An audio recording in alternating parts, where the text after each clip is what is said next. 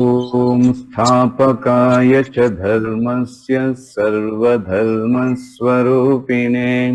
अवतारवरिष्ठाय रामकृष्णाय ते नमः।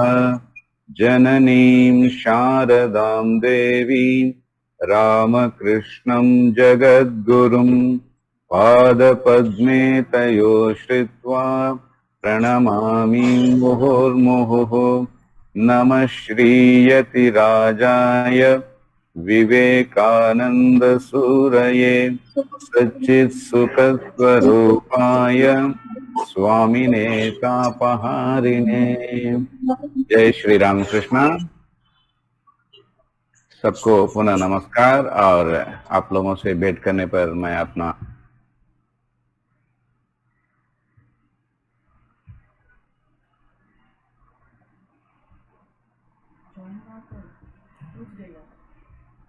मूल बीज है और कर्म फल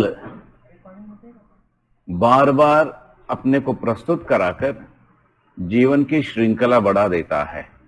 कर्म फल अनुभव करने पर वह भी फिर कर्म बन जाता है। तो कर्म और कर्म फल दोनों में अधिक कोई ये नहीं है।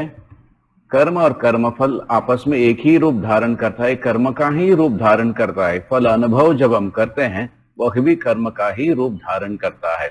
दोनों भिन्न नहीं होते हैं, शब्दों के कारण भिन्न लगते हैं, कर्म और कर्म फल, action and the results of action. But when we enjoy the results of action, it also becomes an action from our side, generating more and more seeds for propagating the karma again and again। जैसे हम उदाहरण दिए थे, एक बीज से वृक्ष होता है, वृक्ष से फूल होता है, फूल से फल खिलता है, फल से फिर वापस बीज होकर उस बीज से वापस एक वृक्ष का उत्पन्न हो जाता है। इसी तरह यह असंख्य श्रृंखलाओं का जंजीर बन जाता है और इसे हम कहते हैं कि आवागमन। पुराने भजनों में हम सुनते हैं आवागमन मिटाओ जी, ये आना जाना है। जैसे बोरीवली से चर्चगेट या विरार से दहीसरिया, वहां से वसई से विरार तक आओ जाओ आते जाते रहो। तो यात्रा तो चलती है, आना जाना तो चलता ही है, लेकिन पैसेंजर बदल जाते हैं। बॉम्बे में मैं जब निकलता था गोरेगांव से, बोरीवली से एक लोकल निकलती थी, अब है कि मुझे पता नहीं, 8:20 को या 8:30 बजे निकलती थी वहां से।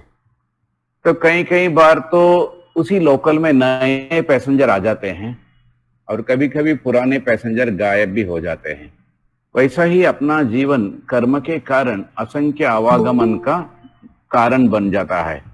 तो कर्म के अनुसार कौन से पैसेंजर उस डिब्बे में, और यह भी कर्म ही निर्धारित करता है कि किस कंपार्टमेंट में हम चढ़ सकते हैं। वैसा ही जीवन में भी एक कर्म का या कुछ कर्मों का गुच्छों का फल जब उत्पन्न होता है, पैदा हो जाता है, उस वक्त कौन कौन हमारे साथ रहेंगे वह कर्म निर्धारित करता है। कर्म ही डिसाइड करता है कि कौन हमारे साथ होंगे। जैसा आज का जो कर्म फल का नतीजा है, गत सप्ताह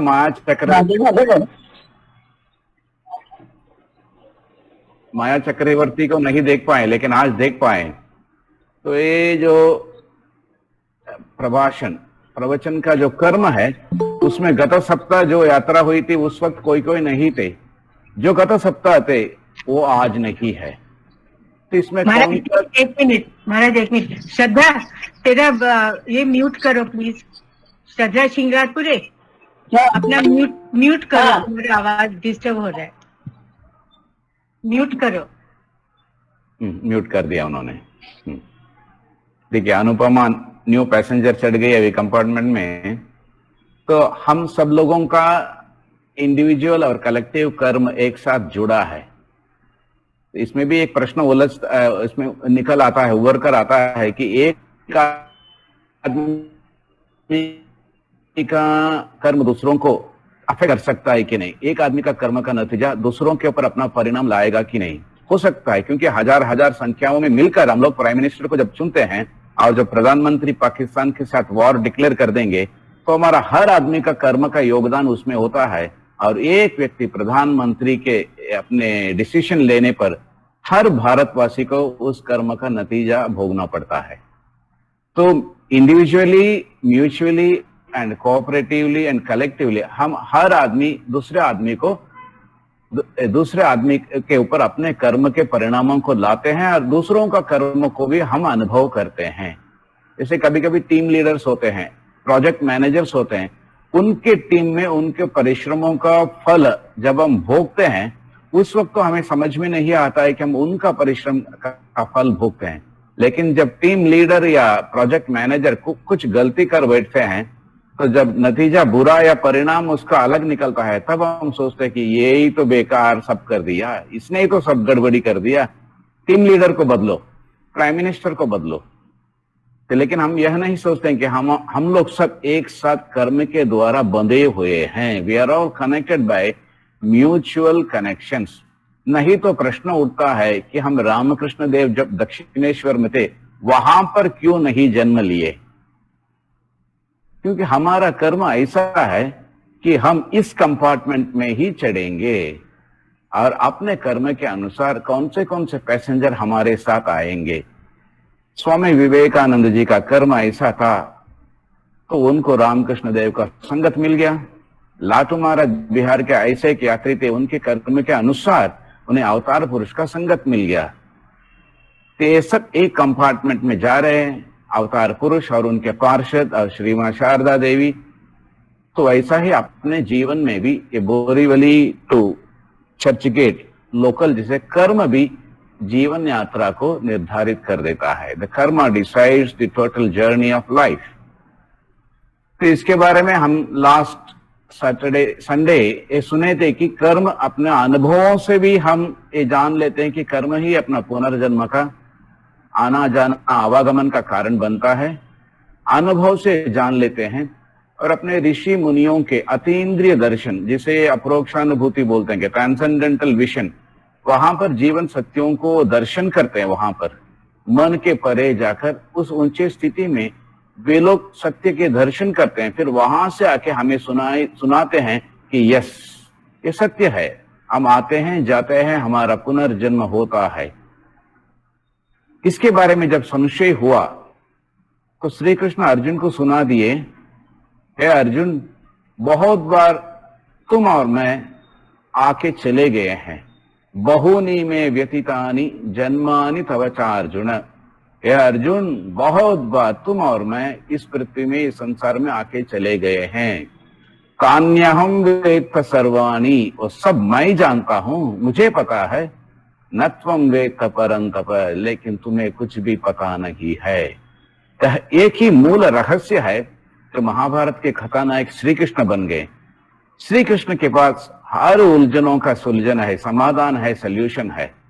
इसलिए आखिर में जब गांधारी अपने पुत्र को बोलती है कि जन्म अवस्था में तुम आओ मेरे सामने, मैं अपनी पवित्र दृष्टि से तुम्हें जब देखूंगी तो तुम्हारा शरीर वज्र बन जाएगा। ठीक उस मुहूर्त पर श्री कृष्ण आके पहुंचते हैं, क्योंकि दुर्योधन का यदि शरीर वज्र बन जाए तो पांडव लोग हार जाएंगे। पांडव हारना है यानी धर्म का ही हार होगा। पांडव यदि हार जाएंगे तो धर्म हार जाएगा। तो श्री कृष्ण उचित समय पर धर्म स्थापन के लिए उस जगह पर आके दुर्योधन से बोलते हैं, अरे दुर्योधन, माँ तो माँ होती है हमेशा के लिए। तुम तो जो जन्मावस्था के बच्चे थे अब तो वही अवस्था में तो नहीं हो। तुम तो बढ़कर युवा अवस्था में पहुंच गए हो। तुम्हारे पास तो लाज लज्जा शर्म शालीनता सब होनी चाहिए। तुम इस अवस्था में मत जाओ। तो दुर्योधन को यह उचित लगता है तो अपने शरीर के एक भाग को, झांगे को आवरण करके माँ के पास जाता है। माँ देखती है गांधारी, पूरा शरीर वज्र जैसा बन जाता है। और वही भाग जहां पर दुर्योधन ने वस्त्र धारण किया, जहां पर गांधारी की कृपा दृष्टि नहीं पड़ी, वह इतना बलहीन हो गया कि वहीं पर वार करने पर भीम ने दुर्योधन को मार गिराया। और श्री कृष्ण उसे दिखाते हैं, वाह मामा, वाह माँ, वाह मजलेदा मजलेदा, वाह वाह करके अपने जांघे के और हाथ दिखाते हुए बोलते वहां पर वार करो दुर्योधन को। अन्य किसी भाग पर वार करने पर दुर्योधन मरने वाला नहीं है, क्योंकि पतिव्रता गांधारी की शक्ति का कवच उसके शरीर में पहना दिया गया है।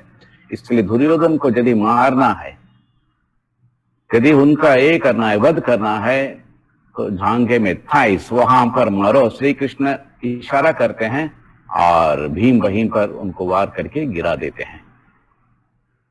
तो कर्म के अधिपति हैं श्री कृष्ण। तो कहते हैं कर्मण्येवाधिकारस्ते मा फलेषु कदाचन, कर्म करने के अधिकार तुम्हें है लेकिन फल मुझे सौंप दो। क्यों? इस चिंता को, क्यों कर्म फल को भगवान को सौंपना है, उसे हम आखिरी क्षणों में लेंगे। यदि मैं भूल जाऊं आप लोग याद दिलाएंगे। तो यह जो श्लोक है हमें यह सुनिश्चित करा देता है। श्री कृष्ण जो अधिकारी पुरुष थे कहते हैं तान्यहं वेत्त सर्वाणि न त्वं वेत्त परन्तप। अर्जुन, तुम उसे नहीं जान पाते हो लेकिन मैं उसे बिल्कुल अच्छी तरह से जानता हूं। ये पूरे ड्रामा में वो खुद डायरेक्टर है, तो किसको कहां क्या करना है, कैसे संभालना है, कैसे हराना है, कैसे उसको ये करना है, सब कुछ श्री कृष्ण जानते हैं। क्योंकि वो कर्म के परे हैं, कर्म के अधिपति हैं। कर्म से वे बंधे नहीं हैं, not caught in the chain of कर्म, क्योंकि उन्हें लेना देना कुछ नहीं था। हम लोगों का पुनर्जन्म का कारण एक ही है कि हम लेना देना चाहते हैं। कृष्ण कहते हैं न मे पार्थास्ति कर्तव्यम कृषि लोकेषु किंचन नाना वाप्तम अवाप्तव्यम वर्त एव च कर्मणि। हे अर्जुन, ये तीन लोगों में मेरा तो कोई कर्म है ही नहीं। मुझे तो लेना और देना, प्राप्त करना और खोना तो मुझे कुछ भी नहीं है। मैं सिर्फ ऐसा ही काम करते जाता हूं। क्यों?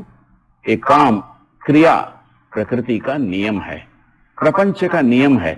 जब क्रिया या कर्म या एक्शन बंद हो जाएगी, उपशम हो जाएगा कर्म का, तो वही है जिसे हम क्या कहते हैं, कॉस्मोस, केओस और प्रलय, अल्टीमेट डेल्यूज, रिजोल्यूशन हो जाता है इस प्रपंच का।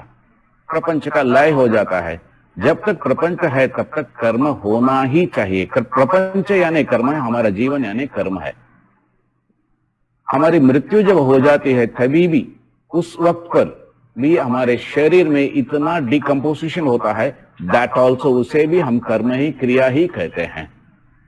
तो इससे हमें यह निश्चित हो जाता है श्री कृष्ण के वाक्यों से कि पुनर्जन्म होता है और उसका मूल कारण कर्म है। कर्म is the seed for birth again and again. तो श्री कृष्ण को छोड़कर और दूसरे कोई है क्या? बहुत ही सुंदर उदाहरण हमें मिलता है गौतम बुद्ध के जीवन में। गौतम बुद्ध जब सुनिश्चित कर देते हैं कि तारे आसमान से गिर जाएं, भूमि फट जाए, सागर सूख जाए, पहाड़ टूट टूट कर राख बन जाए, फिर भी इस आसन से मैं नहीं उठूंगा जब तक मैं सत्य की प्राप्त करता हूं, सत्य की प्राप्ति करूंगा। तो बुद्ध जब बैठ जाते हैं, समाधि के कुछ क्षणों के पहले बुद्ध के सामने उनका पूर्व जन्म, 500 पूर्व जन्म का पूरा एक ऐसा भान होने लगा, जैसा कि कोई वीडियो देख रहे हैं। हर जन्म का कहानी, जैसे एक मूवी देख रहे हैं, सिनेमा देख रहे हैं, उनके आंखों के सामने से गुजरने लगा। हर जीवन को, हर जन्म को वो पूर्ण रूप से दर्शन करते करते करते उन्हें यह लगने लगा, छी, ये क्या जीवन है, ये तो यंत्र जैसे वही चीजों को वापस मैं करते चला गया हूं। तो इस दृष्टि से 500 जीवन का अवलोकन करने पर मन में एक विरक्ति उत्पन्न हुई उनके मन में। ओह, व्हाट इज दिस, क्या किया मैंने, सारा जीवन व्यर्थ चला गया। खाना पीना, रिप्रोडक्शन, जो पशु के समान जो कुछ पशु कर रहा है वही मैं भी किया था। इसमें क्या है, इसमें क्या अर्थ है, इसमें क्या आनंद है? तो बुद्ध के मन में वैराग्य का उदय हुआ। क्या have been going on doing the same thing again and again. जैसा स्विच दबाओ तो फैन चलता है, स्विच बंद करो फैन बंद हो जाता है। It is as good as a machine working, mechanical working of a यंत्र जैसा अपने गति से नहीं, किसी दूसरे के गति से चलता है। तो मैं तो एक व्यक्ति हूं, मेरे पास चिंता करने की शक्ति है, बुद्धि है, तो मैं क्यों बार बार एक ही काम को करते रहूं? तो इस विचारों से भरे बुद्ध के मन में पूर्ण वैराग्य का उदय हुआ और उसी क्षण बुद्ध के 500 जन्मों को देकर तुरंत जीवन के प्रति जो आकर्षण है, जिसे बुद्धिस्टिक फिलोसफी में तन्हा और तृष्णा कहते हैं, thirst for life, this hankering for life, झट से अपने आप सूखे वृक्ष के पत्ते की तरह उनके मन से जीवन के प्रति जो आकर्षण है वो निकल जाता है और बुद्ध का मन समाधि में डूब जाता है। और ये 500 जन्म में जिसके बारे में हम साहित्य में सुनते हैं, जातक स्टोरीज, द जातका स्टोरीज, ये सब पुराने में जन्मों से पढ़े, शिक्षा प्राप्त किए सब अनुभवों को भगवान बुद्ध अपने जीवन में उपयोग करते हैं अपने फिलॉसफी सिखाते वक्त। तो बुद्ध के मन में ये 500 जन्म का जो अवलोकन हुआ, पूर्ण वैराग्य प्राप्त हुआ, वही अब जातक कथाओं के द्वारा प्रचलित हुई है, प्रसिद्ध है। तो हम उसे पढ़कर बड़े ही इंस्पायर हो जाते हैं। एक कहानी को मैं आखिर में आपको बताऊंगा, मैं भूल जाऊंगा तो आप लोग याद दिलाएंगे। बुद्धास रीबर्थ स्टोरी वो हमारे आध्यात्मिक जीवन के लिए बड़ा ही प्रेरणादायक है। तो बुद्ध के जीवन में हम देखते हैं तो वैसे बहुत से लोग जन्म लिए हैं जिनके जीवन में पूर्व जन्म की स्मृतियां आने पर और उसकी परीक्षा करने पर यह साबित हो जाता है कि इनका जो अनुभव है ये सब सच है। उस औरत का नाम तो मुझे पता नहीं है, शायद शांति या कुछ हो सकता है। तो शांति बोलने लगे कि इसके पूर्व जन्म में मैं मथुरा में जन्म ली थी, मेरे पति ऐसे ऐसे काम करते थे। यह बात सुनकर महात्मा गांधी जी उसके परीक्षा करने के लिए गए और यह साबित हुआ कि वो शांति जो जो बोलते हैं उसके कमरे में क्या क्या रखी थी, हर बात सच निकला है एकदम।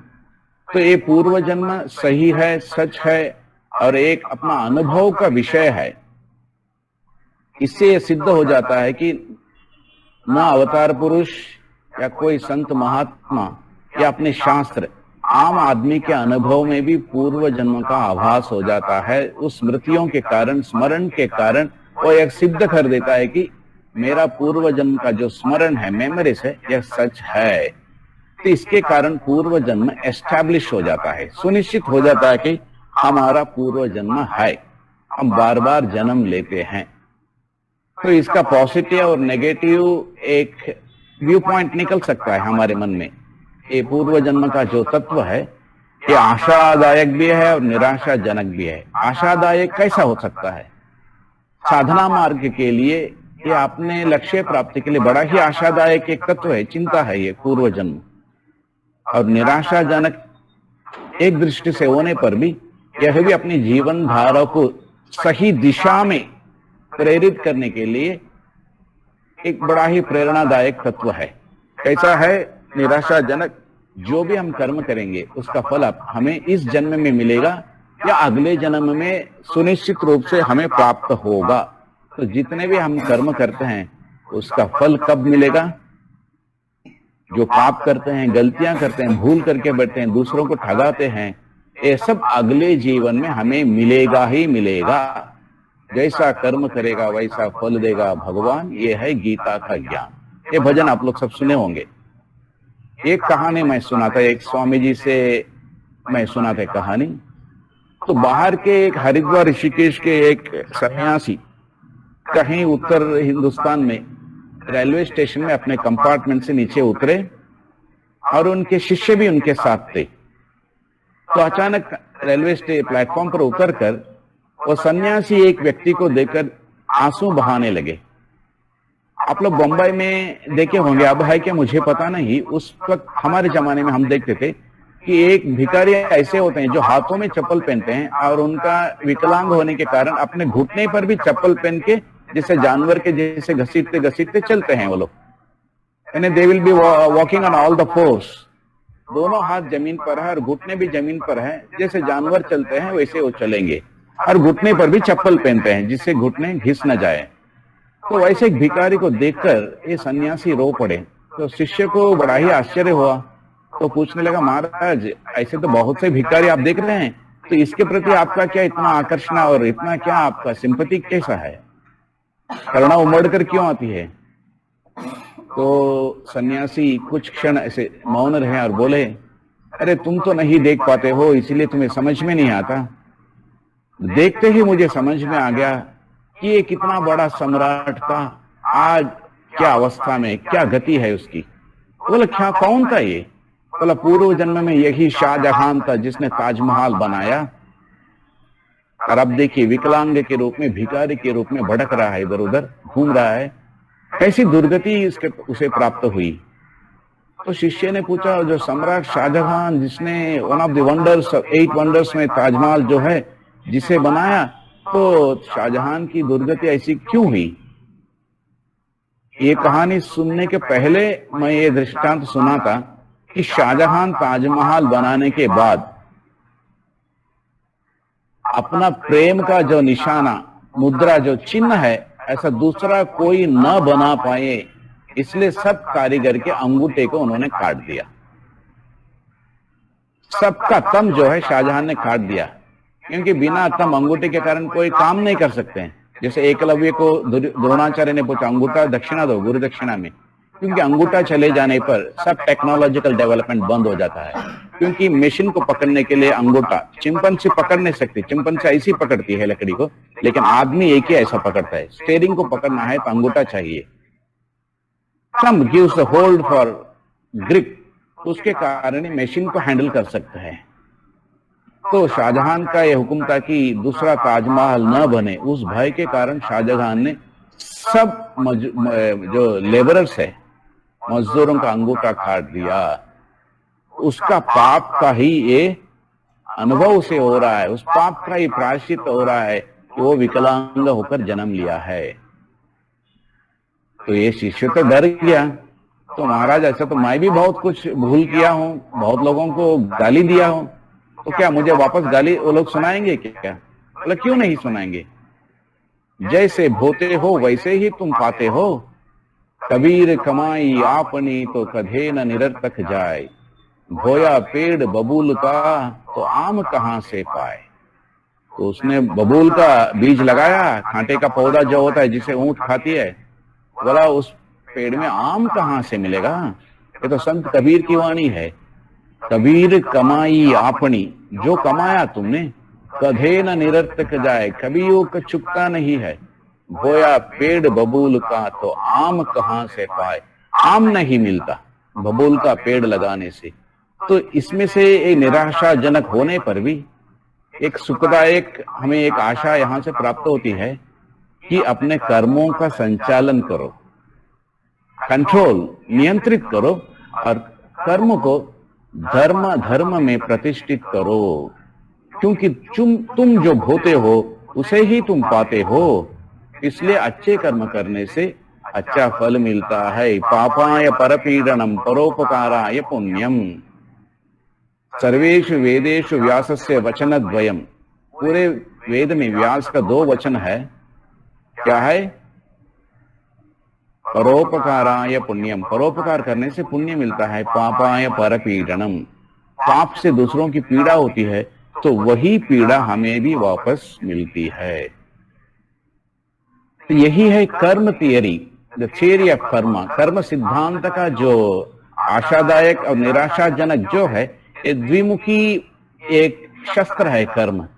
तो अपने भले के लिए और अपने विनाश के लिए इसे हम इस्तेमाल कर सकते हैं। यह अपने विवेक के ऊपर निर्भर करता है कि हम कैसे कर्म एक शस्त्र को हम कैसे प्रयोग करें अपने जीवन में। इस कर्म को अपने बंधन के लिए भी हम प्रयोग करा सकते हैं, अपने मुक्ति के लिए भी इसे इस्तेमाल करा सकते हैं। जैसे एक चाकू होता है, फल काट सकते हैं या हत्या भी कर सकते हैं।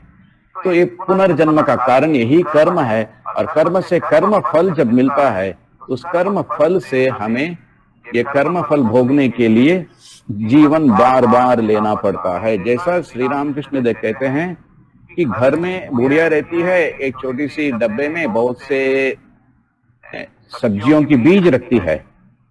तो ये सब्जियों का जो बीज है कभी कभी बुढ़िया भूल जाती है, तो कई सालों के बाद वो घर पुराना होकर सब टूट जाता है। तो वो डब्बे में जो बीज रखी है वो नीचे गिरकर डब्बा खुलकर बीज बिखर जाता है डब्बे से, और जब जमीन में उसका आरोपण हो जाता है और बारिश आ जाती है, तो श्री रामकृष्ण देव कहते हैं धीरे धीरे वो बीज अंकुरित होकर वो बीज फूटता है, पौधा बन जाता है। वैसा ही समय होने पर भी बहुत से अपने कर्म, असंख्य कर्म हैं जो ठीक उचित समय पर अपना फल लाके छोड़ देता है। और जब तक ये कर्म समाप्ति नहीं होती, कर्म की पूंजी जब तक समाप्ति नहीं होती, तब तक अपना जीवन भी समाप्त नहीं होता, जीवन धारा चलती ही रहती है। तो कृष्ण का एक उदाहरण हम लेते, भगवान बुद्ध का उदाहरण लेते, तो अब कलयुग अवतार श्री रामकृष्ण देव क्या कहते हैं? श्री रामकृष्ण देव शव साधन के बारे में एक कहानी सुनाए हैं हमें। तो कैसे किसी किसी को सफलता प्राप्त होती है और किसी किसी को बहुत परिश्रम करने पर भी सफलता प्राप्त नहीं होती है, क्यों? तो श्री रामकृष्ण देव की ये रोचक कहानी है, एक उदाहरण है। एक तंत्र साधक का, शव साधक, शव के ऊपर, मुर्दे के ऊपर बैठ के देवी की उपासना करते हैं। तो एक साधक ऐसे जाते जाते देखा कि शव साधन के लिए सब कुछ तैयार किया गया है, और तंत्र साधक शव साधन करने के लिए बैठा। बैठते ही कहीं से बाघ आकर उस साधक को लेके चला गया। तो बहुत ही अचरज हुआ इसको, अरे सब कुछ रेडी करके रखा था पूजा के लिए, पूजा समाप्त होते ही मां काली की दर्शन उसको मिलता, लेकिन तो इस उचित समय पर ही बाघ आकर कहीं से टाइगर ने आके उसे लेके चला गया। ये तो डर के हमारे पेड़ के ऊपर बैठा था, नीचे उतर कर आया, देखा कि पूजा के लिए, शव साधना के लिए, मां के आराधना के लिए सब कुछ तैयार है। तो वह खुद मुर्दे के ऊपर, शव के ऊपर बैठा, और जबकि माला घुमाते ही मां प्रत्यक्ष हो गई उसके सामने। तो पूछने लगी, अरे वत्स पुत्र, तुम्हें क्या वरदान चाहिए? ये तो बहुत ही विस्मय हो गया था उसके मन में, तो बहुत विस्मयकारी अनुभव हुआ। तो वो पूछा, देवी मां वरदान क्या दोगी तो मुझे पता नहीं, उसके पहले मेरे मन में जो बड़ा संशय उत्पन्न हुआ है उसका एक करो। तो देवी पूछने लगी, क्या संशय है तुम्हारे मन में? तो साधक पूछने लगा, मां जगदम्बे, जिसके पहले शव साधन के लिए सब व्यवस्था कर कर सिर्फ माला घुमाने ही वाला था, अब तुम भी उसे दर्शन देती, उस वक्त बाघ ने आके उसे लेके चला गया, मैं तो कुछ भी परिश्रम नहीं किया, सब तैयार मुझे मिला, मैं सिर्फ आके बैठकर माला घुमाते ही तुम प्रत्यक्ष हो गए, मेरे सामने दर्शन दी, और वरदान मांगने के लिए पूछ रही हो तुम। तो ये क्या न्याय है इसमें? धर्म क्या है इसके पीछे? क्या बुद्धि युक्त क्या तर्क है इसमें? तो देवी हंसने लगी, बोलने लगे, अरे बेटा, तुम तो इस जीवन को ही देख पाते हो, पूरे जीवन धारा को देखने की नयन मेरे पास है, मैं तो काल के परे हूं, सब कुछ देखता हूं। तो पूछने लगा, तो सब कुछ देखती हो तो मुझे सफलता इतनी जल्दी कैसे मिली? तो मां जोर से हंसने लगी और बोलने लगी, पुत्र, इसके पहले तुम्हें भी बहुत बार ऐसे बाघ लेके चला गया था। आप लोग समझ गए होंगे, यानी इसके पहले भी वो बहुत ऐसा परिश्रम किया है, इस जीवन में उसका फल मिला। तो इसके बारे में अर्जुन के मन में जो संशय उठा, भगवत गीता में जो 6th चैप्टर ध्यान योग है, उसमें श्री कृष्ण बोलते हैं, ऐसे ऐसे मन को नियंत्रित करके, मन को आत्मा में स्थित कर कर अब तुम ध्यान लगाओगे तो आत्मा जो कर्म के परे है, तो तुम भी आत्मा में समाहित होकर तुम्हें भी मुक्ति की मार्ग खुल जाएगी। आत्मा कर्म में बंद नहीं रहे, आत्मा हमेशा मुक्त है। तो अर्जुन को ये संशय मन में पैदा हुआ कि इस योग के मार्ग में अभ्यास करते करते यदि लक्ष्य तक मैं नहीं पहुंचूं तो मैं तो इस दुनिया के सब सुख भोग को छोड़कर, त्याग कर, श्री कृष्ण के उपदेश सुनकर योग मार्ग में जो पैर रखा हूं, तो योग की प्राप्ति भी नहीं हुई मुझे और संसार का भोग भी नहीं हुआ, तो मेरा क्या हाल होगा? तो न इस घाट का न उस घाट का, सब कुछ मैं खो बैठा हुआ एक मूर्ख जैसे निकलूंगा, तो कृष्ण मेरा क्या हाल होगा? तो श्री कृष्ण बड़े सुंदर उत्तर देते हैं। तो अर्जुन पूछता है, कच्छिन्नो भय अभ्रष्ट, कच्छिन्नो भय विभ्रष्ट छिन्ना भ्रविव नश्यति। जैसे हवा के झोंके से बादल यहाँ वहां बिखर जाते हैं, वैसा मेरा जीवन भी बिखर जाएगा क्या? अप्रतिष्ठो महाबाहो विमोड़ो ब्रह्मणपति। हे कृष्ण, मैं योग मार्ग में प्रवेश किया, लक्ष्य प्राप्ति के पहले ही मृत्यु प्राप्ति किया मैंने, तो मेरा क्या हाल होगा? दुनिया का भोग भी नहीं मिला और तुम्हारा दिव्य योग भी नहीं मिला, तो मेरा पूरा जीवन क्या एक विनष्ट रूप में धारण कर जैसे हवा के बहाव में सब बादल इधर उधर बिखर जाते हैं, वैसा मेरा जीवन भी पूरा विनष्ट हो जाएगा क्या? और इस प्रश्न का उत्तर तो हे कृष्ण, तुम्हें छोड़कर दूसरा कोई देने वाला उचित अधिकारी नहीं है, क्योंकि तुम खुद मुझे कहे थे कि तान्यहम वेत्त सर्वाणि, बार बार हम जन्म लिए हैं, सब जन्म धारा को मैं जानता हूं, तुम नहीं जान पाते हो, तो मुझे इसका उत्तर दो। तो श्री कृष्ण एक उत्तर देते हैं। तो श्लोक ऐसा है, पार्थ नैवेह नामुत्र विनाशस्तस्य विद्यते, न ही कल्याणकृत कश्चित दुर्गतिम तात गच्छति। हे पार्थ अर्जुन, न इधर न उधर इसका कभी विनाश होता है, और जो कल्याण कार्य करते हैं यानी मंगल कार्य जो करते हैं उसका कभी दुर्गति नहीं होता है। यानी इसमें बड़ा ही एक प्रेरणादायक श्लोक है, और यही कारण है हम देखते हैं प्रहलाद और ध्रुव बचपन में ही संत हो बैठते हैं, हम 60 साल होने पर भी साधना में टिक नहीं पाते हैं, क्योंकि ये पूर्व जन्म का ही कारण है। रमण महर्षि कम उम्र में ही उन्हें पूर्ण ज्ञान प्राप्त हुआ, तो हम लोग सोचते उनको हुआ, हमें क्यों नहीं होता? इसकी कहानी के पीछे, उनके अध्याय जीवन अध्याय के पीछे यह रहस्य छुपा है। इसके पहले पूर्व जन्मों में वे भगीरथ प्रयत्न कर समाधि की आखिरी सीमा तक पहुंच गए थे। इस जमाने में, इस जन्म में आते आते ही झट से द्वार खुल गया उनके लिए। स्वामी विवेकानंद इसके बारे में कर्मयोग में पूछते हैं, द इफेक्ट ऑफ कर्म ऑन कैरेक्टर, चरित्र में, चरित्र निर्माण में कर्म का योगदान क्या है? तो वो पूछते हैं Swami Vivekananda, whence come this gigantic willpower? The gigantic willpower which Jesus and Buddha threw on the world, whence did they get this power? Jesus' father was after all a carpenter who was not obeyed by his own servants, but his son commanding half the kingdom of this universe. Buddha's father was a petty chieftain who was not even obeyed by his own servants, and Buddha commanding half of this world population. Whence come this gigantic willpower? It cannot come overnight. Life after life they have been going on building it, and when it bursted in its full explosion on the society, people were awestruck. And they asked, whence come this gigantic willpower? This man above the head and shoulders above the ordinary range of people. It was a great stunning feat for the whole society to see Buddha and Christ. But they never did it in one day. They acquired it by birth after birth after birth. तो हर जीवन में, हर जन्म में वे इसका संकलन करते करते, अभ्यास करते करते धीरे धीरे वे लोग ऊपर आ गए। तो अपना जो विल पावर है, how to get will power, how to get ब्रह्म ज्ञान, how to get sadhana siddhi, it doesn't come in one day. Last time I had sent one message regarding japa yajna, ragad ragad ragad, बनिया से नहीं झगड़। तो शिवरात्रि के दिन एक आदमी भांग बिक्री करने वाला दुकानदार के पास गया, भांग का पत्ता ले गया, खा के आया, तो उसे नशा नहीं चढ़ने पर वो पूछने लगा, एक क्या भांग का पत्ता तुमने दिया है? तो नकली है। तो दुकानदार वापस पत्ता दिया भांग के पत्ता नशे के लिए, वापस आके झगड़ा किया। तीसरे बार पूछने पर वहां पर जो सन्यासी बैठे थे तो बोलने लगे, वो समझ गए कि आदमी जाता है जट से थोड़ा सा ऐसा पीस लेता है भांग को, रस में पानी में मिलाकर और पी लेता है।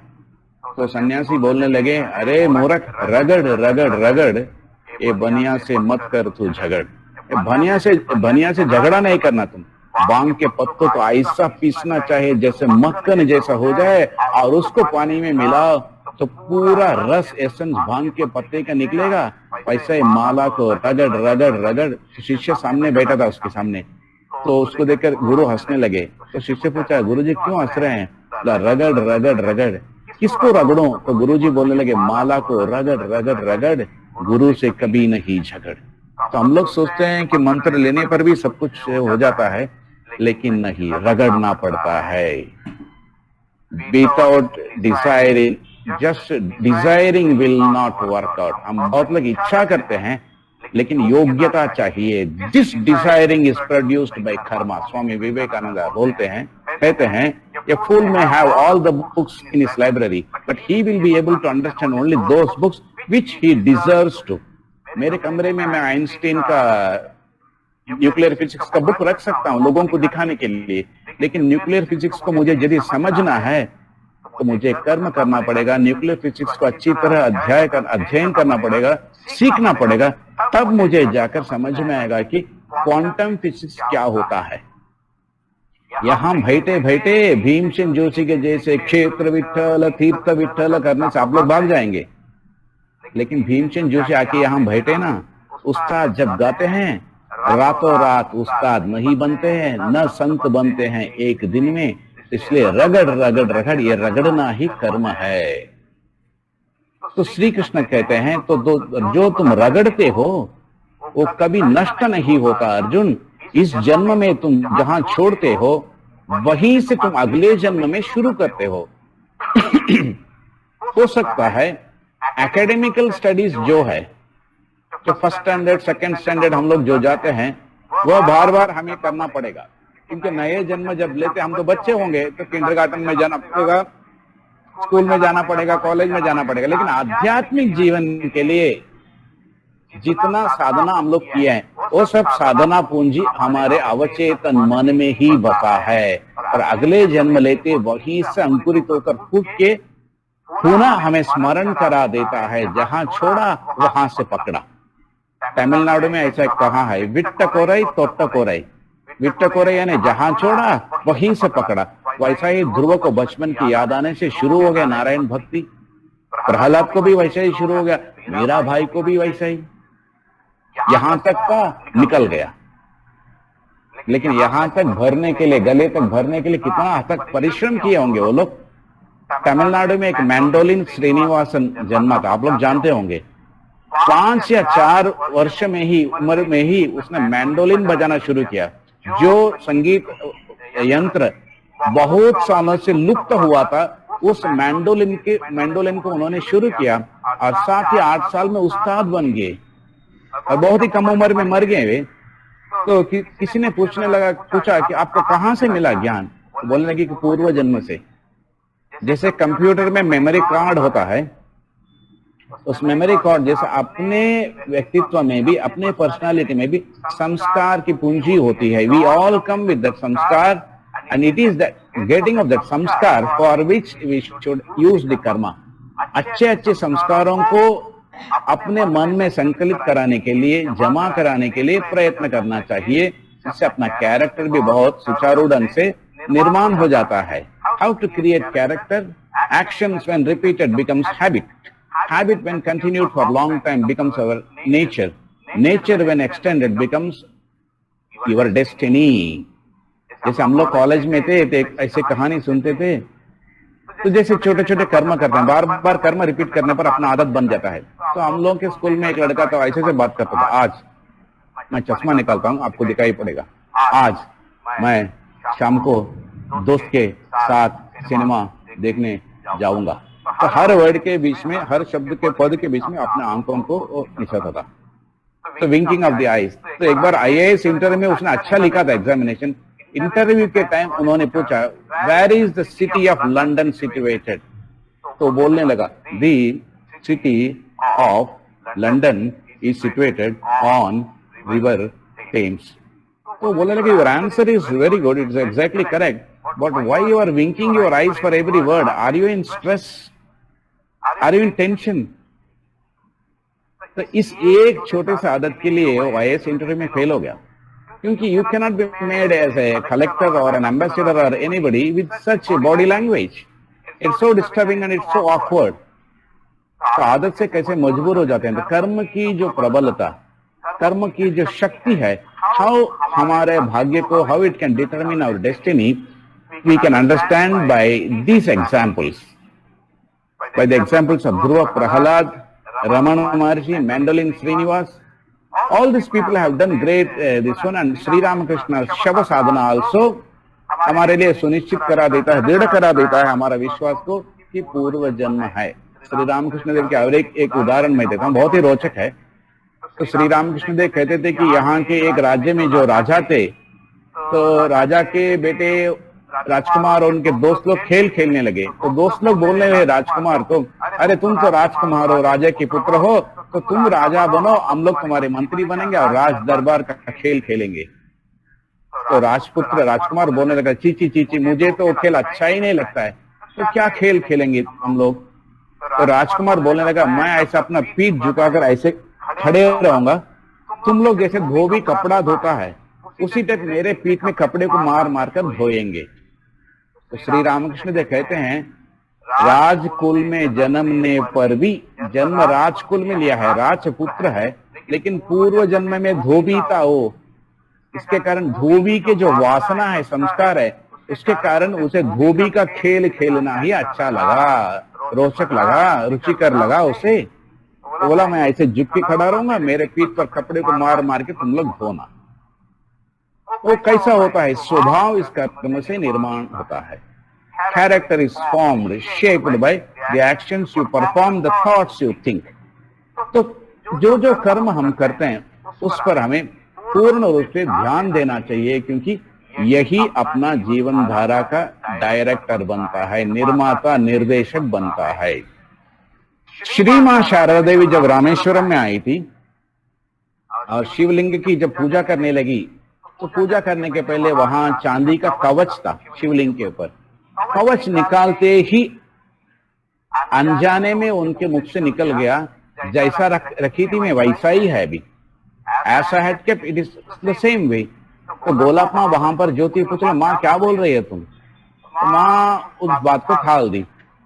पूजा होने के बाद वापस इसकी आलोचना हुई, तो माँ तुम तो उस वक्त बोल रही थी कि जैसा मैं रखा था वैसा ही है। तो श्री मां शारदा देवी बोलने लगी, रावण वध के बाद रामावतार में जब ब्रह्म हत्या दोष के लिए, रावण शिव भक्त थे, ब्राह्मण था, तो रावण वध एक ब्राह्मण का हत्या हो जाता है, इसलिए उसके लिए प्रायश्चित करना पड़ता है। तो शिव पूजा की प्रायश्चित के लिए राम ने समुद्र के तट पर योजना बनाई। तो हनुमान और शिवलिंग लाने के लिए गए थे, लेकिन हनुमान कुछ बाधाओं के कारण शिवलिंग को न ला पाए। तो उस वक्त समुद्र की रेती को अपने पतिव्रता शक्ति से मां सीता ने शिवलिंग बनाकर राम के लिए इस शिवलिंग की स्थापना की, और उस शिवलिंग की पूजा श्री राम ने की। तो वहां कहने लगी, जैसा सीता युग में राम युग में या सीता अवतार में रखी थी वैसा ही है, मुझे पूर्व स्मरण हो गया, पूर्व जन्म का स्मरण हुआ। जेमोन थी रेखी शिलाम तेमोन थी आचे, जैसी रखी थी मैं वैसा ही है। तो श्री मां शारदा देवी भी स्थापित करा देती है कि न सिर्फ राम और कृष्ण राम कृष्ण बनकर आए हैं, मैं भी सीता ही अब शारदा बनकर आई हूं। तो ये तो अधिकारी पुरुष है, इनके बातों को तो हमें मानना ही पड़ेगा, क्योंकि वेद वाक्य है, झूठ बोलना उनके स्वभाव में ही नहीं है। ये तो आप्त पुरुष है, आप्त पुरुष ने जो प्राप्ति किए हैं सत्य को, तो कभी असत्य नहीं बोलते। तो माँ खुद अपने जीवन इसमें घटनाओं से हमें सिद्ध करा देती है कि पूर्व जन्म है। तो वहां से एक बार माँ तीर्थ यात्रा जाकर बुद्ध गया में बुद्ध स्तूपों को देख रही थी। तो वहां पर कई अंग्रेजी लोग आकर, oh marvellous, oh wonderful, what a nice building, great monuments, वैसे बड़े बड़े जोर जोर से प्रशंसा कर रहे थे बुद्ध स्तूपों को। तो उनकी आवाज सुनकर माँ अपनी सहेली से बोलने लगी, देखो इसके पूर्व जन्म में ये लोग ही इस इमारतों को बनाए थे। It is this people who constructed this Buddhist stupa, और खुद अपने इसको वो लोग प्रशंसा कर रहे हैं। तो माँ की दृष्टि इतनी विलक्षण है, कितना गंभीर है। How deep and long Holi mother has her vision and perception. पूर्व जन्मों को देखने की शक्ति उनके पास थी। Mother could see the past present and future, इसलिए कहती थी कि ये लोग इसके पूर्व जन्म में बौद्ध स्तूप बनाए हैं, इस जन्म में आकर प्रशंसा करते हैं कि वाह कितना सुंदर है, कितना सुंदर है, what marvellous buildings they have built. तो स्वामी विवेकानंद जब विदेश में पूर्व जन्म के बारे में आलोचना कर रहे थे, प्रवचन कर रहे थे, तो किसी एक व्यक्ति ने उठकर पूछा, Swami are you able to remember your previous birth? आपको स्मरण हो रहा है क्या पूर्व जन्मों का?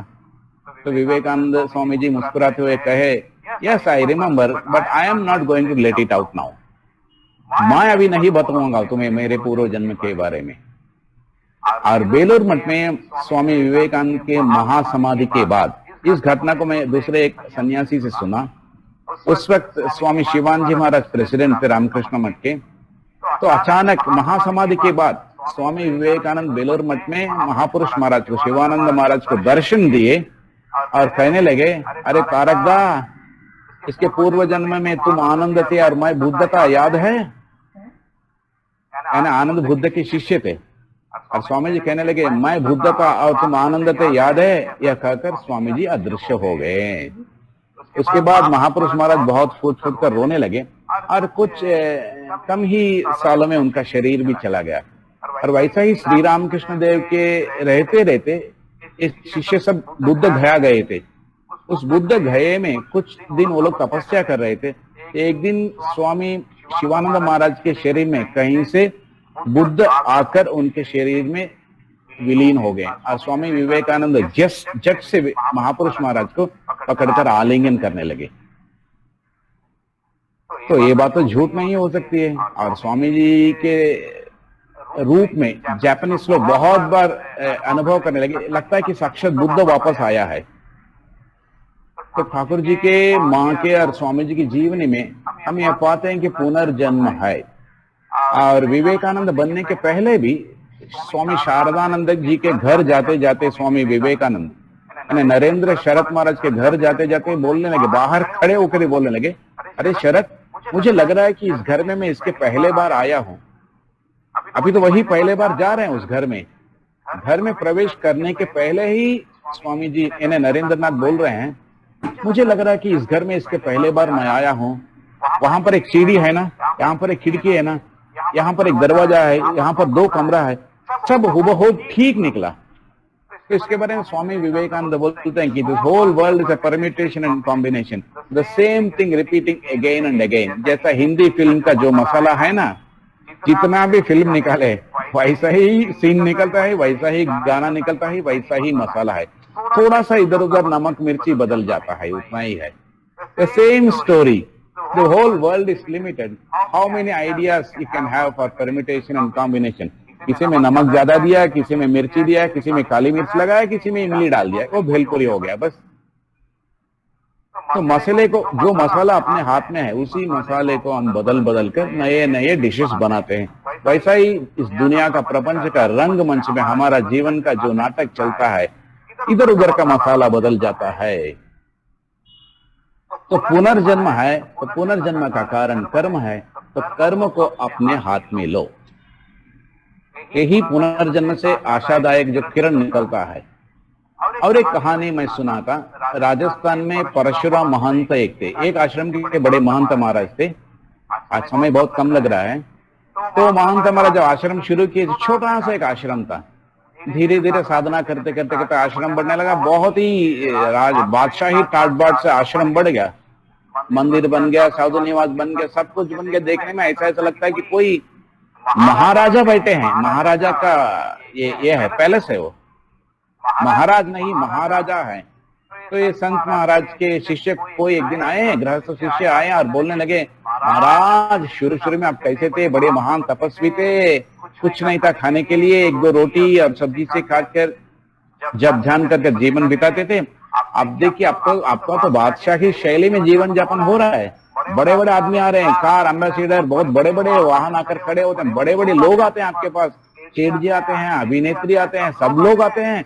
आपको अब तो लगता है कि साधु जीवन के मार्ग से थोड़े इधर उधर हट गए हैं।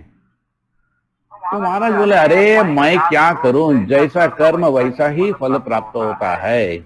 मैं तो कुछ नहीं किया, भगवान का नाम लेता था, जो कुछ होना है होते जा रहा है। हाँ महाराज, ये तो आप बोल सकते हैं, लेकिन सचमुच आप यदि साधु हैं, संत महात्मा हैं, त्याग ही आपका जीवन का लक्ष्य है, तो ये सबको आप छोड़ सकते हैं ना। तो महाराज कहने लगे, अरे छोड़ के भी क्या होगा, जिसको जो होगा वो तो होने वाला ही है। दाने दाने में लिखा है खाने वाले का नाम। जितना भी यहाँ पर अनाज है, जो कुछ है, सब थोड़ी मैं खाता हूँ, तुम लोग भी तो खाते हो, तुम लोग भी आनंद लेते हो। हाँ महाराज, आप तो तर्क दे सकते हैं, आर्गुमेंट तो बहुत लोग कर सकते हैं, लेकिन आप सचमुच त्याग के जीवन यदि यापन करना चाहते हैं, संन्यास का धारण सचमुच आप ये करना चाहते हैं, तो छोटे से कुटिया में भी आप रह सकते हैं। तो महाराज ने अपना चद्दर को ऐसा उठाया, अच्छा तो चलो यार, चलो आश्रम को छोड़ के, अपने महल को छोड़ के निकलेंगे। तुम सोचते हो राज महल है, आश्रम नहीं, चलो तुम भी चलो मेरे साथ। तो अभी तो घबरा गया शिष्य, बोला अरे बाप रे अभी कहाँ ले जाएंगे, मतलब कहाँ जाएंगे, जैसा कर्म है वैसा ले जाएगा। तो महाराज चलते चलते निकल गए, जंगल में चले गए। 7-8 घंटे चलते चलते, एक तो शिष्य तो थक गया, गृहस्थ था। महाराज बोले थक गए हो तुम, देखो कर्म का फल कैसा होता है, मैं तो राजमहल में था, मैं थका नहीं हूं। अच्छा ठीक है, तुम्हारे लिए थोड़ा सा रेस्ट दूंगा मैं, आराम करेंगे हम। एक पेड़ के वहां बैठ गए। सुबह 6 बजे निकले, अब तो 12:30 1-1:30 बज रहा है। तो महाराज देखने लगे कि शिष्य भूख से मर रहा है, पेट में चूहा दौड़ रहा है। तो बोलने लगे क्या, हाँ महाराज भूख तो लग रही है, जोर से पीड़ा हो रही है, भूख लग रही है, पेट में तो गड़बड़ी है, मध्य प्रदेश में कुछ हो रहा है। तो महाराज बोलने लगे अरे क्या है, जो मिलना है वो तो मिलेगा, मेरे भाग्य में जो है तो अपने आप आ जाएगा। हाँ महाराज ये तो तर्कशास्त्र दर्शन सब तो बात करने के लिए, प्रवचन के लिए अच्छा है, लेकिन आपको भूख लग रही है। तो बोले तो क्या करना है, तो मैं तो जाके भिक्षा मांगू और कुछ ना कुछ आपके लिए भी लाऊं और मेरे लिए भी लाऊं। महाराज समझ गए आदमी कितना चतुर चालाक है, खुद को भूख है और महाराज के लिए भी लाऊंगा बोल के भिक्षा लेने के लिए चला गया और 1 घंटा 15 मिनट, 1.25 घंटे के बाद वापस आया। आते आते ही एकदम चकित होकर दूर पर खड़ा रह गया। वो भिक्षा में कुछ मिला उसे, लेके आते आते देखने लगा कि महाराज बैठे हैं पेड़ के नीचे, वहां उस प्रदेश के महाराज आए हैं, 2 सेवक लोग चामर कर रहे हैं और महाराज का पैर दबा के मसाज कर रहे हैं, और उधर लंगर के ड्यूटी चल रही है, बहुत लोग हलवा रोटी पूरी सब्जी सब बना रहे हैं और महाराज उपदेश दे रहे हैं। तो वहीं पर खड़ा हो गया। तो 10-15 मिनट होने के बाद महाराजा बोलने लगे महाराज क्या सौभाग्य का दिन है, आज मंगल का दिन है मेरा, मैं शिकार करने के लिए आया था और कैसे आप मिल गए मुझे, शिकार के लिए मैं जो आया, लेकिन संत महात्मा मिल गए, आपका उपदेश भी सुना, मेरा जीवन धन्य हो गया महाराज, मेरी आंखें खुल गई, आपके लिए रसोई भी बन गया है महाराज, आप हमारा ये स्वीकार कीजिए, आज आपकी सेवा में हम सब कुछ भिक्षा हम देंगे, राज भिक्षा देंगे आपको। तो पूरी रसमलाई हलवा खीर सब खिलाए महाराज को, बस बढ़िया बढ़िया सब्जी बनाए थे। तो राज उपचार चला और आधे घंटे में महाराज के चरणों में महाराजा प्रणाम कर निकल गए और 1000 रुपये दक्षिणा प्रणाम भी देख के चले गए। बस राजा बैठे हैं पेड़ के नीचे, महाराजा अपने सैनिकों के साथ चले गए। तो एक गृहस्थ शिष्य धीरे धीरे आया। तो महाराज बोलने लगे अरे दाने दाने में लिखा है खाने वाले का नाम, मेरे लिए तो महल का खाना मिल गया, तुम्हें क्या मिला महाराज, इतना परेशान इतना कंजूस है ये लोग, मैं नहीं जानता, 4 रोटी और बैंगन की सूखी सब्जी मिल गई है। तो उसमें से महाराज बोला भिक्षा पवित्र आना है, तो आधा रोटी महाराज लिए, बैंगन की सब्जी लिए, अब तुम खाना। और हंसने लगे, बोलने लगा अरे भक्त तुम जितने भी चतुर चालाक हो, तुम्हारे भाग्य में जो लिखा है वह कर्म निर्धारित किया है, तुम्हारे लिए रोटी और बैंगन ही भाग्य के इसमें लिखा है, मेरे लिए महल आश्रम छोड़कर जंगल पर आने पर भी राज उपचार हो गया है। तो बोला जैसा कर्म है वैसा फल मिलता है। तो कर्म अपने पीछे अपने परछाई के रूप में आ जाता है। तो ऐसा ही और एक कहानी है, महाराष्ट्र में हुआ था। तो जैसा कर्म का 3 रूप है, प्रारब्ध कर्म, संचित कर्म, ऐसा कुछ है, उसके आलोचना में मैं अभी नहीं जाता हूं क्योंकि वो बड़ा लंबा एक दर्शन फिलॉसफी, बहुत समय लगेगा उसके लिए। लेकिन कर्म अपने जीवन में कैसा अपना प्रभाव डालता है, तो कितना सचेत होना चाहिए हमें कर्म के प्रति, इससे हम सीख पाएंगे। हर क्षण स्वामी विवेकानंद बोलते हैं कि fill your mind with noble thoughts, courageous thoughts, inspiring thought, lofty ideas, from those ideas actions will come. Ideas are the cause, seed for actions, कर्म है वो। तो हमारे मन में जो उछल कूद कर रहा है चिंता के रूप में, वही कर्म बनता है। तो उस कर्म को हम कैसे मार्गदर्शन करें, कैसे उस कर्म के निर्देशक बने हम, यही रहस्य इसमें से हमें सीखना है। तो एक थे बड़े संत महात्मा, महाराष्ट्र के किसी जिले में थे, बड़े मशहूर और प्रसिद्ध साधक थे, उनके बहुत से शिष्य थे। उनका एक प्रधान शिष्य था, बहुत ही बुद्धिमान और बहुत ही वैराग्यवान शिष्य था। तो एक दिन गुरु बोलने लगे 8 शिष्यों को, ये 15 शिष्यों में से 8 शिष्यों को संन्यास मिलने वाला है शिवरात्रि के दिन में। तो प्रधान शिष्य अपने संन्यास हवन के लिए, होम के लिए सब कुछ तैयार कर रहा था। कल सुबह होने वाला है विरजा होम। तैयारी होते होते ही 4 बजते बजते शिष्य के मन में लगने लगा, अच्छा मैं तो इस 18 साल कम उम्र में संन्यास लेने के लिए जा रहा हूं, लेकिन शास्त्रों में कहा है परीक्षितान लोकान, हर लोगों का परीक्षा करो, गृहस्थ जीवन कैसा होता है, ये दुनिया कैसी है, कितने इम्परमानेंट है, अनित्य है, इसके बारे में बहुत कुछ विचार करो। दाम्पत्य जीवन का क्या सुख है, संन्यास जीवन क्या होता है, इस सब के बारे में एक विवेचना करो। मैं तो गृहस्थ जीवन के सुख के बारे में कुछ भी जानता ही नहीं हूं, तो ये बिना जानकर अनजाने में उसके बारे में मैं क्या विवेचना, क्या आलोचना कर सकता हूं? तो क्या मैं मूर्ख बन गया हूं क्या? पूर्ण रूप से परीक्षा न कर इस दुनिया को, इस जगत को मैं क्या कर रहा हूं क्या? ये संशय मन में प्रवेश करते ही उसके मन में लगने लगा कि ये संसार का गृहस्थ जीवन का सुख क्या होता है। ये चिंता आते ही उत्कट प्रारब्ध उसके मन में शुरू हो गया। तो बोलने लगा, महाराज ये दुनिया को त्याग करने के पहले वेदांत सार में कहा है कि सबके बारे में मुझे सोचना पड़ेगा, सोच विचार करके एक दृढ़ निश्चय में पहुंचना चाहिए। मैं तो साधक का जीवन जानता हूं, लेकिन गृहस्थ जीवन और उसका सुख ये सब क्या होता है? तो गुरु मुस्कुराते हुए समझ गए कि कर्म का फल देने का समय हो गया है। बेचारे को पुराना कर्म, पूर्व जन्मों का कर्म बाधा होकर सामने खड़ा है, भी संन्यास के मार्ग से विचलित करा रहा है उसे। तो गुरु बोलने लगे, दाम्पत्य जीवन का, वैवाहिक जीवन का सुख क्या है, इस संसार का सुख क्या है, तुम जानना चाहते हो? बैठो मेरे सामने। तो बैठ जाते ही, प्रणाम करते बैठते ही गुरु ने अपना हाथ लेके उसके शीर्ष में रखा। सिर में रखते ही उसका मन एक अलग दुनिया में संचार करने लगा। वो पूरा वैवाहिक दाम्पत्य जीवन का सुख को देखने लगा, दर्शन करने लगा। आधा घंटे होते होते ही वो आंखें खोलने लगा और हाथ जोड़कर कहा, महाराज मैं जान लिया ये संसार का सुख क्या होता है, जिसके पीछे पूरे जनसंख्या दौड़ती है। तो गुरु बोलने लगा, बच गया तुम। अच्छे गुरु होने से तुम्हारा एक इतना अच्छा उपाय बता कि तुम्हें रक्षा किया है, तुम अब संन्यास के लिए तैयार करो। तो शिष्य बड़े ही संतुष्ट मन से निकलकर संन्यास हवन के लिए, होम के लिए तैयारी कर रहा था। उतने में एक शिष्य बोलने लगा, अरे तू तो इतना विचलित हो गया, तो फिर अब कैसा समाधान हो गया तुम्हारा संशय का? नहीं, गुरु मुझे आशीर्वाद दिए तो मेरे मन में से जितना भी संशय था, सब संशय राक्षस दूर होकर भाग के चले गए। तो बाकी सब शिष्य आकर हंसने लगे, अरे बेवकूफ, हम लोग देखने लगे आधे घंटे में तुम गुरु के सामने बैठे थे, गुरु आशीर्वाद दिए, आधे घंटे में क्या विवाह होता है, शादी होता है, दाम्पत्य सुख का अनुभव होता है?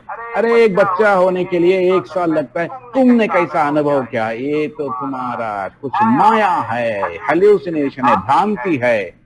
बोलते ही वापस अंतःकरण से और शिष्य के मन में संशय पूर्ण रूप से राक्षसी रूप धारण करके आने लगा। फिर संन्यास का तैयारियां छोड़कर वो शिष्य गुरु के पैरों में, चरणों में गिर पड़ा और बोलने लगा, महाराज ये तो संन्यास, दाम्पत्य जीवन, गृहस्थ जीवन तो आधे घंटे में अनुभव नहीं हो सकता है।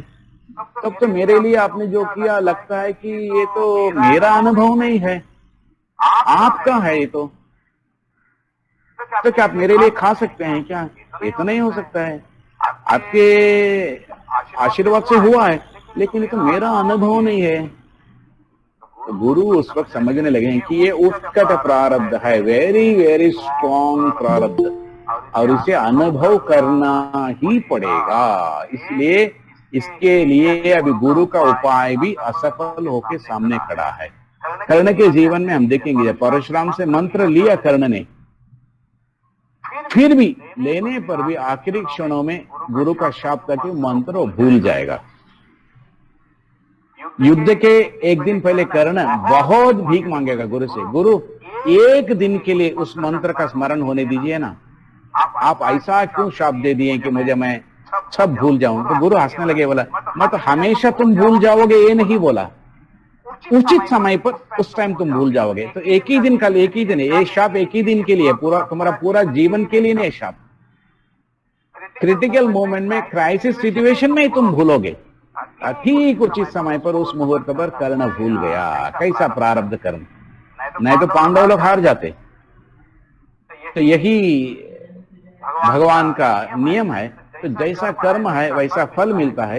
इसलिए इस कर्म को हम हाथ में लेने पर पुनर्जन्म का निर्देशक बन सकते हैं।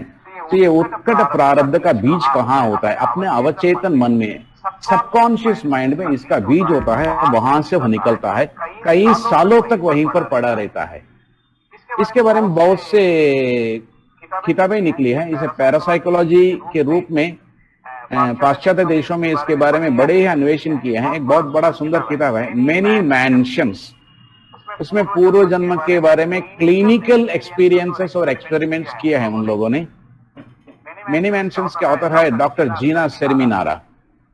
तो उनकी किताबों में जो शुरू में वे इसके बारे में विश्वास नहीं करते थे, फिर बुद्ध फिलॉसफी अध्ययन करने के बाद, हिंदू फिलॉसफी में पूर्व जन्म के बारे में बहुत कुछ तत्व है जानकर, हिंदू फिलॉसफी पढ़कर पैरासाइकोलॉजी में एक्सपेरिमेंटल एक साइंटिस्ट बने। उनके जीवन में ऐसे बहुत कुछ जो अनुभव है, जो क्लिनिकल केस स्टडीज में बहुत से पेशेंट्स लोग अपने अपने पूर्व जन्म के बारे में बताए हैं। तो बहुत से ऐसे रोग है, डिसीज है, जिसका मूल कारण, root, it is in the पूर्व जन्म। ऐसे बहुत कुछ अपने असंख्य आदत है अपने पास जो हमारे लिए बाधा है। उसका मूल कहाँ है, जड़ कहाँ है? पूर्व जन्म में है। जैसे एक कहानी आपको मैं सुनाऊंगा। उसमें मैं पढ़ा था कि एक आदमी अल्कोहलिक था, पियक्कड़ था, बहुत दारू पीता था। तो कहने लगे मैं कितना भी कोशिश करूं, दारू मुझे नहीं छोड़ता। मैं तो छोड़ दिया दारू को, लेकिन दारू नहीं छोड़ रहा है मुझे। तो उसे उन लोगों ने हिप्नोटिक टेस्ट के लिए ले गए, हिप्नोटिक स्पेल में ले जाकर से हिप्नोटिक स्लीप में ले गए।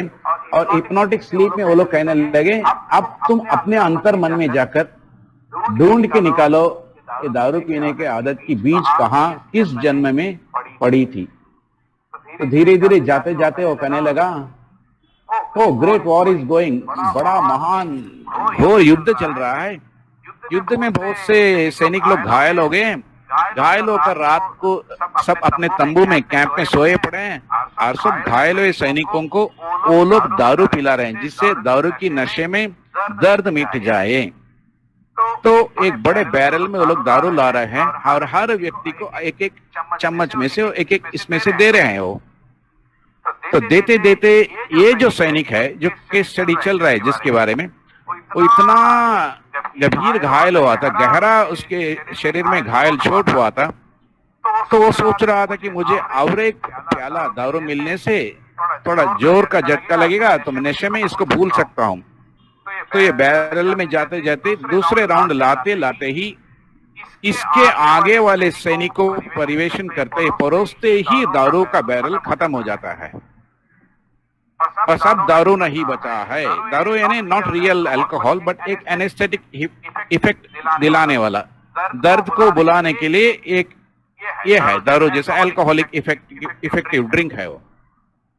तो उसके आगे वाले सैनिक को दारू परोसते ही, दारू खत्म होने से ही इसके मन में इतनी पीड़ा हुई कि वो जोर से चिल्लाने लगा, one more cup, one more cup, one more cup. और उसी दर्द, उसी चिंता के उसी क्षण में उसके प्राण भी शरीर से निकल गई। तो वो खुद अपने हिप्नोटिक निद्रा में बोल रहा है, उस जमाने में 500 साल के पहले युद्ध में जो हुआ था, उस घटने का बीज, स्मरण का बीज, मेमोरी सीड मेरे अंतर मन में पड़ा था। वो बीज अब अंकुरित होकर इस जन्म में बाहर निकलकर मेरे लिए दारू पीने का जो आदत है उसे पूर्ण रूप से साकार कर दिया। इतना जोर से, इतना गहरा मेरे मन में बैठा था वो, लेकिन 500 साल होने के बाद भी कर्म बीज नहीं मरा। अभी आकर मुझे एक भूत जैसा पकड़ के रखा है।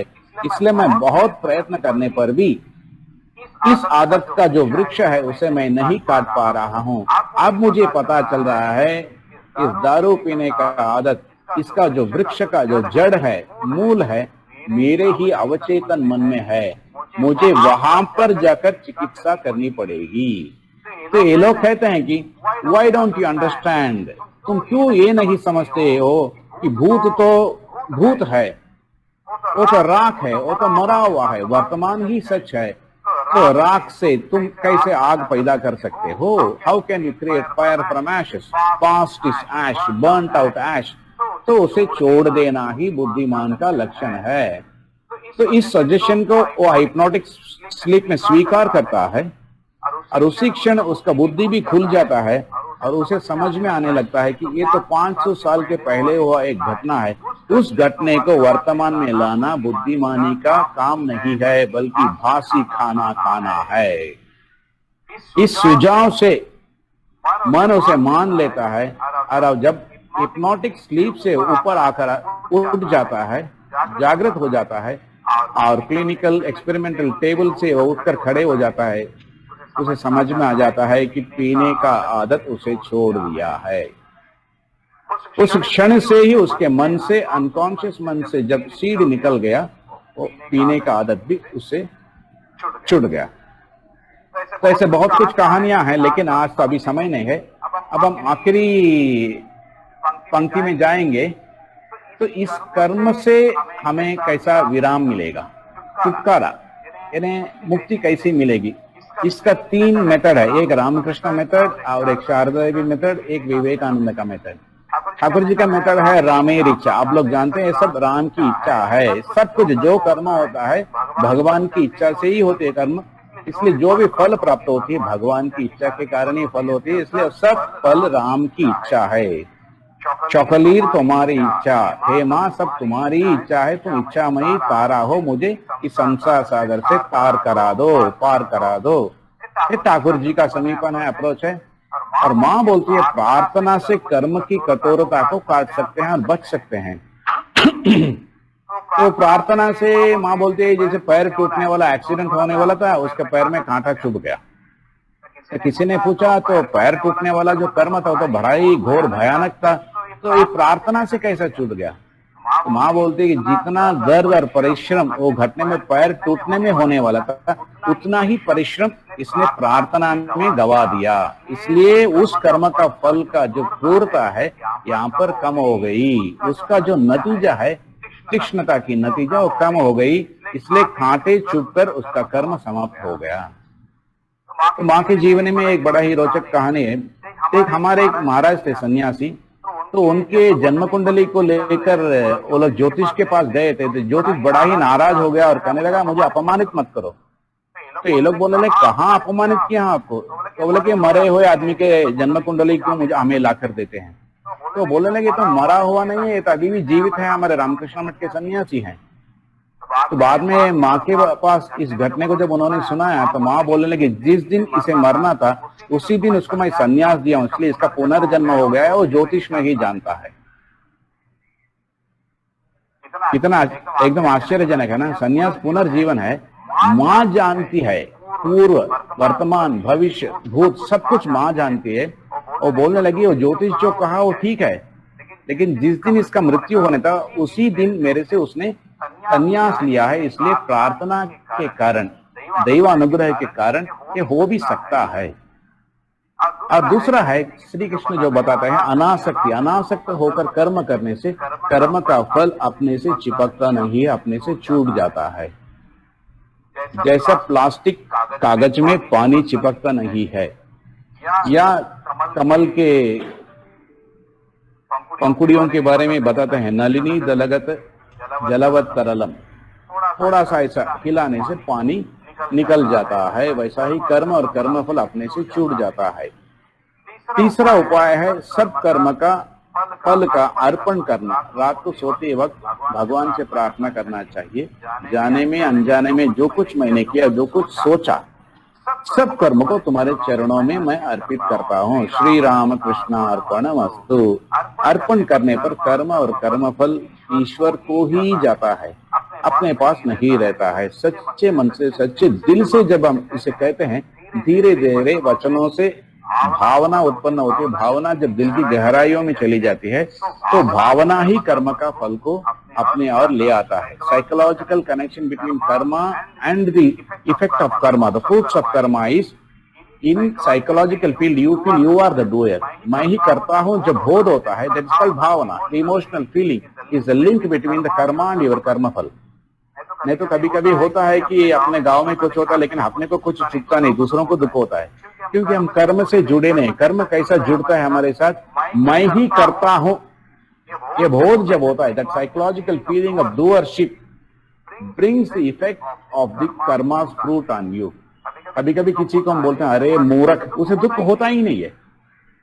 किसी किसी को कुछ बोलने पर दुख होता है, क्योंकि साइकोलॉजिकल मनोवैज्ञानिक स्तर पर अपना लिंक हो जाता है। जब वो लिंक नहीं है, तो लिंक नहीं होने पर क्या होगा, बहुत सुंदर मैं गाना गाया, आप लोग बोले माँ बहुत बढ़िया गाया आप, अच्छा प्रवचन हुआ। यदि मैं सचमुच श्री रामकृष्ण के चरणों में इसे अर्पण कर दूं, प्रवचन का कर्म और फल को, प्रशंसा करने पर मैं नहीं भूलता हूं। आप यदि बोलेंगे आज का प्रवचन बहुत बोरिंग हुआ, तभी भी मैं दुखित नहीं होता हूं, क्योंकि मेरे साइकोलॉजिकली कोई कनेक्शन ही है कर्म के साथ। हाँ, कर्म तो किया मैंने नहीं किया, मेरे द्वारा कर्म हुआ, इसलिए कर्म फल मेरे पास पहुंचने पर भी मुझे विचलित नहीं करती है, मेरे मन में कोई चंचलता नहीं होता है। तो ये है कर्म फल समर्पण के रूप से होता है। और एक मार्ग है जिसे शरणागति बोलते हैं। ठाकुर जी बोलते हैं कि वकालतनामा, ने पूर्ण रूप से अपना जिम्मेदारी सौंप दो भगवान को, सचमुच आंतरिक भावनाओं से, अपने वाक्य से, अपने चिंताओं से और भावनाओं से। जैसे गिरीश चंद्र घोष गीत, कितने पाप किए थे गिरीश चंद्र घोष, लेकिन गिरीश चंद्र घोष जो भी पाप किए थे सबको ठाकुर जी के चरणों में सौंप दिए, वकालतनामा, अटॉर्नी, पावर ऑफ अटॉर्नी सौंप दिए।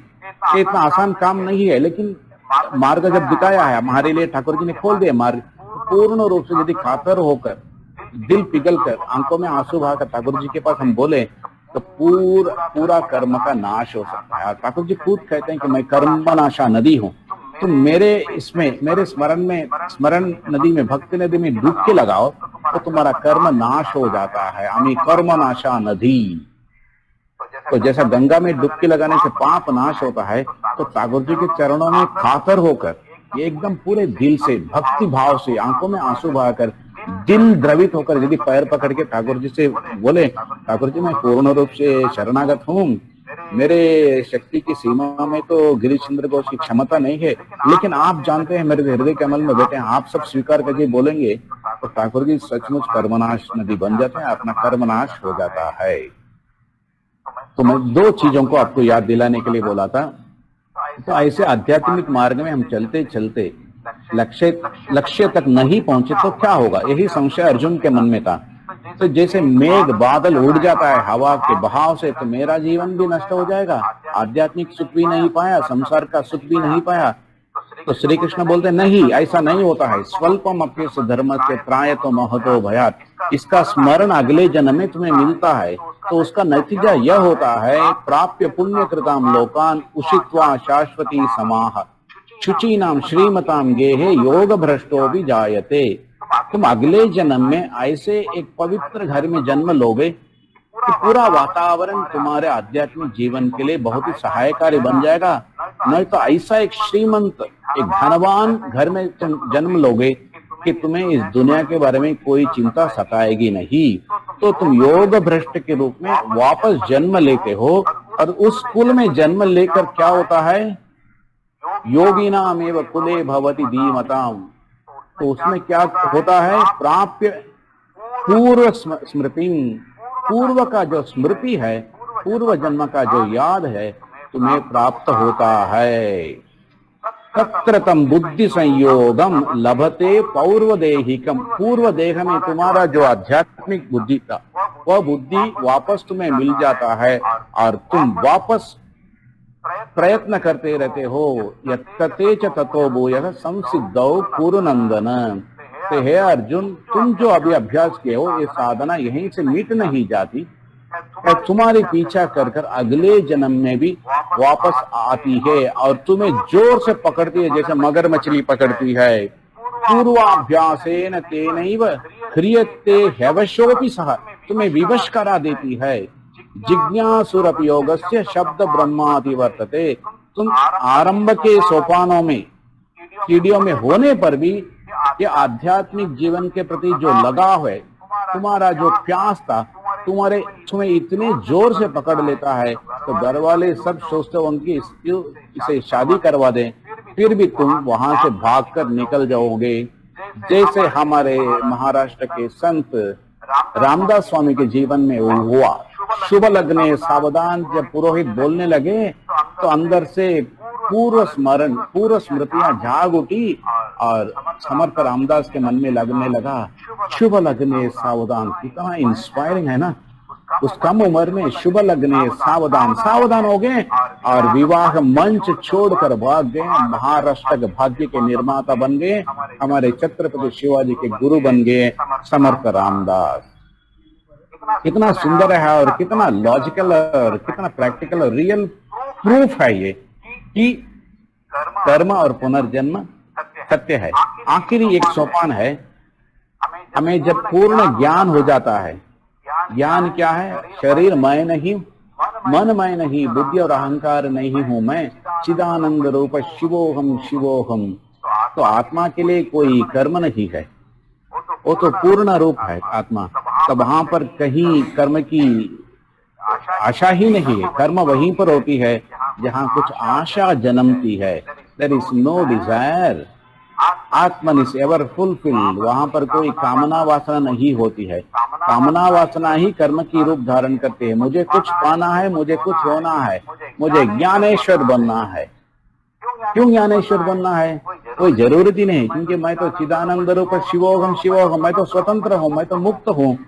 लेकिन हमारे मन में भूल धारणा हो गई है कि मैं शरीर हूं, जन्म लिया हूं, इसका पुत्र हूं, इसका पुत्री हूं, तो मुझे मुक्ति चाहिए। तो ऑलरेडी एग्जिस्टिंग फ्रीडम है जो आत्मन का, द सोल का, द सेल्फ का, द लाइट विद इन का, उसे हम ढक देते हैं और हम अपने को जीव मानकर, जीव जब भाव धारण करते हैं तो कर्म होता है। जीव ब्रह्म से ऐक्य प्राप्त करने के लिए कोशिश करता है, उस साधनाओं का कर्म कहते हैं। जब ज्ञान हो जाता है तो मुझे मुक्ति की भी जरूरत नहीं होती है, भगवान की भी जरूरत नहीं होती है, तो मैं सदा मुक्त हूं। तो यहीं पर अपने विचारों को विराम देंगे। कुछ अभी तो समय कितना हो गया, तो बड़ा ही इंटरेस्टिंग डिस्कशन हो सकता है। अभी 5 मिनट आप लोग पूछना चाहते हैं, कुछ प्रश्न पूछ सकते हैं। एक रिमाइंड आपको बोल रहे थे जातक कथा का एक आपको सुना। अच्छा, जातक कथा ये स्पिरिचुअल लाइफ के लिए बहुत शॉर्ट संक्षिप्त में मैं बोलता हूँ। तो एक बार बुद्ध के जीवन में उनका ही एक शिष्य सन्यासी थे, तो बोलने लगे, कई सालों के सन्यास के बाद बोलने लगे कि महाराज मुझे तो अब बहुत तन्हाई सा लगता है, विरक्त हो गया हूँ मैं। बोले किससे विरक्त हो गए हो तुम? वैराग्य से विरक्त हो गया हूँ मैं। I want to renounce renunciation बोलने लगे। तो बुद्ध तो हंसने लगे, बोले तो जो कुछ था उसे रिनाउंस करके त्याग करके ही तो तुम सन्यासी बने। अब वो बोलते कि सन्यास को भी मैं सन्यास देना चाहता हूँ, सन्यास को ही क्या करना चाहता हूँ। तो बुद्ध बड़े ही विचार मग्न हो गए और बोलने लगे, अरे वत्स, ये तो बड़ा ही आश्चर्यजनक यह है। मन एक वस्तु है, वेरी वेरी चैलेंजिंग इंस्ट्रूमेंट, इसे विश्वास मत करो। उसके पहले मेरी बात सुनो तुम। तो बोलने लगे कि एक बड़ा धनवान, बड़ा व्यापारी था किसी एक राष्ट्र में, तो अपना कारवां लेकर दूसरे देश में व्यापार करने के लिए निकल पड़ा। तो उसके कारवां में नियरली लगभग 300-400 व्यक्तियां थे, तो उनके लिए खाना पीना सब कुछ। लेकिन 3 महीने की यात्रा थी, व्यापार करके उस देश से वापस धन लेकर अपने देश लौटेंगे। तो जाते जाते लोग बड़े खुशी से, बड़े ही गीत गाते, बड़े ही आनंद से, उमंग से गए, पूरे व्यापार किए, अपने धंधा किए वहां पर, और बहुत धन संपत्ति लेकर वहां से वापस लौटकर आने लगे। सिर्फ 2 या 3 दिन बाकी है अपने राज्य में पहुंचने के लिए। तो रास्ते में मरुस्थल या कुछ ऐसा एक जगह निकला जहां पर इनका एक उपज गया, कुछ समस्या। क्या हुआ, रात को तारों को देखकर वो लोग अपना दिशा निर्देशित करते थे, उसमें कुछ गड़बड़ी हो गया। तो उसके कारण क्या होगा, रात को जब यात्रा करते थे निकलकर आगे के दिन के इस यहाँ पर लक्ष्य में भी पहुंच गए। तो देखने लगे अपने लिए खाना पीना पानी जो कुछ है सब खत्म हो जाएगा एक दिन में। तो एक दिन की यात्रा के लिए कुछ करना पड़ेगा हमें, और पानी का तो एकदम ही जरूरी है, अनिवार्य है पानी। खाना पीना तो छोड़ सकते हैं लेकिन पानी बिल्कुल नहीं है। तो उस कारवां में से एक बलवान व्यक्ति था, और कारवां का जो मुखिया थे, तो मुखिया एकदम निराश होकर बैठे थे कि अब क्या करूं मैं, सिवाय उधर ग्रुप के लोग मर जाएंगे, उनके लिए तो पानी चाहिए। तो उसमें से जो बलवान व्यक्ति था, जो मैनेजर था मेरे कारवां के, मेरे ट्रुप के, कंपनी के, तो वो बोलने लगा, अरे मालिक निराशा क्यों होते हो आप, तो अपने हाथ में तो बल है, शक्ति है शरीर में, अपने पास जितने उपकरण है इसको लेके हम कुआं खोदेंगे यहाँ पर। तो मालिक तो सोचने लगा, अच्छा ठीक है कुआं खोदो। तो उसमें से 40-50 आदमी कुआं खोदते गए, 50-100 फीट नीचे चले गए, देखने लगे नीचे एक ये मिल गया, क्या बोलते हैं, रॉक, मोनोलिथ रॉक बोलते हैं, मोनोलिथ रॉक जैसे ग्रेनाइट पत्थर मिल गया। तो मारते मारते थक गए, तो ये मालिक तो निराश हो गए, तो बोला अब तो हमें मरना पड़ेगा, अब क्या करेंगे। तो उतने में वो जो बलवान व्यक्ति था वो बोलने लगा कि अब तो संध्या तो नहीं हुई मालिक, हम लोग और भी प्रयत्न करेंगे। तो ये बोलने लगे, अरे पत्थर तो निकल गया है, तो अब कहां से पानी आएगा, बाली होने पर, मिट्टी होने पर, रेती होने पर पानी निकल सकता है, पत्थर है और ये कितना गहरा पत्थर है, हमें पता नहीं, अब क्या करेंगे। हमारे पास तो कोई उस समय तो डायनामाइट या कुछ तो नहीं था, हथौड़ी से मारना पड़ता था। तो वो बोलने लगा, जब तक मरना तो है ही, हमें पानी नहीं मिलने पर भी मरने वाले हैं, तो मालिक यहाँ पर ना हम प्रयत्न करेंगे। वो हथौड़े से मारते मारते 1 घंटा हो गया। तो मालिक बोलने लगा, आप सब छोड़ दो, प्रयत्न छोड़ दो, व्यर्थ है, सब बेकार का निकलेगा, सब तुम थक जाओगे और जल्दी मर जाओगे। तो करके ऐसे बैठते बैठे रहे विचार मग्न होकर। तो उतने में उनका मैनेजर बोलने लगा, चुप बैठने से थोड़ी काम होता है, उद्योगिनम पुरुष सिंह उपैति लक्ष्मी, लक्ष्मी उसी को ही चाहती है जो कठोर परिश्रम करता है। भगवान तो मैं परिश्रम करूंगा, परिश्रम करके मैं एक आदमी मरने से ठीक है, आपके बाकी 299 लोग बच जाएंगे। तो मारने लगा, मारते मारते मारते फिर थक गया। तो मालिक बोलने लगा, अरे बंद कर दो भाई, मूर्खता बंद कर दो। तो बोलने लगा, नहीं और मारूंगा। तो मारते मारते रात होने लगी। तो मालिक बोलने लगा, अब तो कम से कम मान लो अंधेरे में तुम काम नहीं कर सकते, तुमको ऊपर उठाना ही बहुत मुसीबत होगा, तुम छोड़ो। तो बोलने लगा, और एक बार। तो मार दिया, घूम करके एक मारा, कुछ नहीं हुआ। तो मालिक बोलने लगा, कब सुनोगे तुम, बहरे हो गए हो क्या। बोला, और एक बार, झूम करके मारा। अभी मालिक ने उत्तर दिया, उसके हाथ से हथौड़ी को छीन लो, उठा लो उसके हाथ से हथौड़ी। तो बोलने लगा मालिक, और एक बार, सिर्फ एक बार, धूम करके मारते ही पत्थर फट गया और अंदर से हु करके पानी निकलने लगा। निकलते ही जब से लोग रस्सी को खींच लिए ऊपर और इस मैनेजर को ऊपर ले आए। बोले 5-10 मिनट में पूरे कुएं में पानी भर गया। सब लोग पानी पीकर पूरा प्राण प्राप्त किए। हम लोग बड़े ही उत्साहित हो गए और यात्रा शुरू की। सुरक्षित ढंग से अपने गांव शहरों में हम पहुंच गए।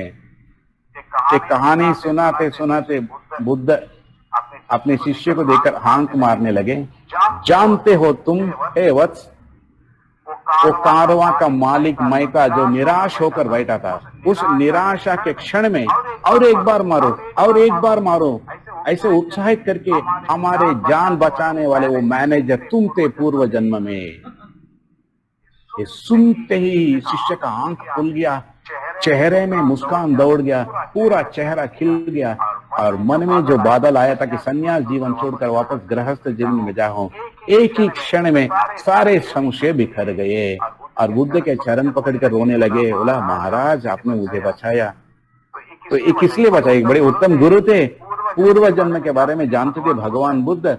बोलते थे उस समय मुझे प्रेरणा तुम दिया, अब तुम निराश होकर बैठे हो। और बोलने लगे मजाक करके बोलने लगे, और एक बार मारो ना, और एक बार मारो ना, और एक बार मारो ना। तो बस उसके मन से संशय निकल गया और बड़ा ही सफल संन्यास जीवन उसने यापन किया। तो आज का ये जो शब्दों को ठाकुर महाराज स्वामी जी के श्री चरणों में चिंता पुष्प के रूप में मैं अर्पण करता हूँ। आप लोगों को कुछ प्रश्न है तो पूछ सकते हैं। 6:25 तक मैं समय दे सकता, 6:25 हो गया और 5 मिनट समय दे सकता हूँ। नमस्ते। एक क्वेश्चन है द्रविड़, अद्वैत द्रविड़ से, what is Swami ji way of discovering karma? ये अभी जो कुछ बोला स्वामी जी का मेथड एक है कि फेस द ब्रूट, जैसे भीष्म थे। भीष्म जानते हैं कि उनको शिकंडी मारने वाला है, उनका कर्म है, कर्म का नतीजा ऐसा निकलने वाला है। फेस द ब्रूट, सामना करो, मर्दानी ढंग से सामना करो, तो सहन करो। स्वामी जी का फेस द ब्रूट है, ठाकुर जी का रामे ऋचा है, माँ का मार्ग है प्रार्थना। हाँ ठीक। क्या है, एक बार मन में ठान लिया ना, जितना भी कष्ट होगा उसको मैं सहन कर लूंगा। मन को जब भी मनवाएंगे ना, मन जब भी मान लेता है ना, तो कर्म थोड़ा सा ढीला पड़ जाता है। दुख कष्ट तो होगा, हाँ, लेकिन उसे स्वीकार करने की शक्ति भी मन में ही उपजती है। ठीक है, मान ले, we accepted what can not be cured has to be endured बोलते हैं अंग्रेजी में। कैंसर आ गया है, अभी कैंसर को तो क्यूर नहीं कर सकते, अब क्या करना है? हाँ, मान लो, मान के उस सिचुएशन को कैसा चेंज करना है देखना पड़ेगा। सीनरी है वो, सीनरी तो भगवान का, कुदरत का है, लेकिन सिचुएशन व्यक्ति का है। जैसा मैं बार बार बोलता हूँ, रामेश्वरम का सीनरी है, लेकिन उसी रामेश्वरम में डॉक्टर अब्दुल कलाम जन्म लिए थे। जितने भी अवतार हैं, यही सोसाइटी हमारा सीनरी है। इसी सोसाइटी के सीनरी से ही ज्ञानेश्वर सिचुएशन को बदल देते, समर्थ रामदास सिचुएशन को बदलते हैं, छत्रपति शिवाजी बदलते हैं, स्वामी विवेकानंद सिचुएशन को बदल दिए। परिवेश और परिस्थिति, सीनरी एंड सिचुएशन। सीनरी कर्म के कारण होता है, सीनरी पूर्व कर्म के कारण होता है, सिचुएशन इस जन्म में अब जो कर्म करेंगे उसके कारण सिचुएशन बनता है। दूसरा क्वेश्चन है Deepali Gupta Maharaj ji, how exactly the sanskaras and karma transmigrates from one body to another? Oh, that is a fantastic question, and for that you must experience it yourself. जैसे एक वीडियो कैसेट में या अपने डीवीडी में हम रिकॉर्ड करते हैं ना, स्पीच को या भजन को या गाने को, उस टाइम अपने अनकॉन्शियस माइंड में रिकॉर्ड हो जाए। इस प्रोसेस को कैसे बता सकते हैं, ये तो सूक्ष्म है। एक डीवीडी में कैसा मेरा आवाज रिकॉर्ड होता है, आप कैसे बता सकते हैं उसको? जैसा शरीर नष्ट हो जाता है, उसके साथ मन नष्ट नहीं होता है, ब्रेन नष्ट हो जाता है, क्योंकि ये तो हार्डवेयर है। लेकिन पूरे कंप्यूटर का जो प्रोग्राम है ना, उसको छोटे से एक कंप्यूटर ड्राइव में या यूएसबी ड्राइव में, पेन ड्राइव में हम लगा सकते हैं, लेके रिकॉर्ड कर ले सकते हैं। उस छोटे से ड्राइव में रिकॉर्ड करके फिर दूसरे कंप्यूटर में लगाने से वो कंप्यूटर कैसा था, उसका पूरा प्रोग्राम का अपने को डिटेल्स मिल जाता है। तो वैसे ही एक जन्म से जाने के बाद स्थूल रूप शरीर गायब हो जाता है, लीन हो जाता है, लेकिन मन नहीं मरता। सूक्ष्म रूप से विचारों का संकलन, उस पूंजी अपने अवचेतन मन में रहता है। मन शरीर के तुलनात्मक रूप से देखने पर सूक्ष्म है, लेकिन मन भी स्थूल है, जड़ पदार्थ है। इसके कारण ही ज्ञान के समय जब कर्म बीज जल जाता है, ज्ञानाग्नि सर्वकर्माणाम भस्मसात कुरुते, अर्जुन श्री कृष्ण बोलते हैं, यह ज्ञान के कारण तुम करता नहीं हो, तुम स्वतंत्र आत्मा हो, इसका ज्ञान होता है, तो कर्म का जो बीज है सब जल जाता है। जैसा जला हुआ रस्सी रहता है, रस्सी का रूप में जला हुआ रस्सी रहता है, लेकिन उस रस्सी को आप उठाने के लिए जाएंगे तो राख अपने आप टूट के गिर जाएगा। पहला रस्सी था, तो वैसा ही अपना मन में जो संस्कार था पहला था, अभी भी उसका संस्कार होगा, लेकिन ज्ञान होने के बाद संस्कार तुम्हें सताता नहीं है। रमन महर्षि कहते हैं कि स्विच ऑफ करने के बाद भी पंखा चलते ही रहता है। 2 मिनट है ना? हेलो, कोई आवाज नहीं? अरे स्विच से बंद कर दिया, लाइट तो स्विच बंद करने से बंद हो जाता है, लेकिन पंखा बंद नहीं होता है। फैन का जो विंग्स है स्विच ऑफ करने के बाद भी घूमता है ना, वैसा ही रियलाइज्ड सोल, जो अनुभूतिमान ज्ञानी व्यक्ति हैं, उनके शरीर के द्वारा वो कर्म के अधिकारी, अपने को कर्म करने वाले नहीं मानने पर भी उनके शरीर मन से कर्म होता है, लेकिन उसका उत्तरदायित्व या जिम्मेदारी वो लोग नहीं लेते हैं। वो तो भगवान करते हैं सब, हम नहीं करते। वो करता नहीं होते, इसलिए भोगता भी नहीं है। वो जहाँ करता है वहां पर भोगता होता है। भोग वासना के कारण ही कर्ता बनता है, उन्हें तो कौन काम करेगा। ज्ञानी के मन में भोग वासना नहीं है, लेकिन उनका भी संस्कार है, लेकिन वो संस्कार कैसा है? जला हुआ बीज जैसा है बोलते हैं गीता में। तो बीज को आप कहीं रोपण करने पर भी अंकुरित नहीं होता वो बीज। तो जला हुआ एक रस्सी है, वो रस्सी का रूप है राख के रूप में, लेकिन भस्म के रूप में रस्सी का रूप होगा, लेकिन उठाने से एकदम गिर जाता है। और रस्सी को आप लेके बांध नहीं सकते किसी को। यस, आखिरी क्वेश्चन, इससे आज का प्रोग्राम हम यहीं पर समापन करेंगे।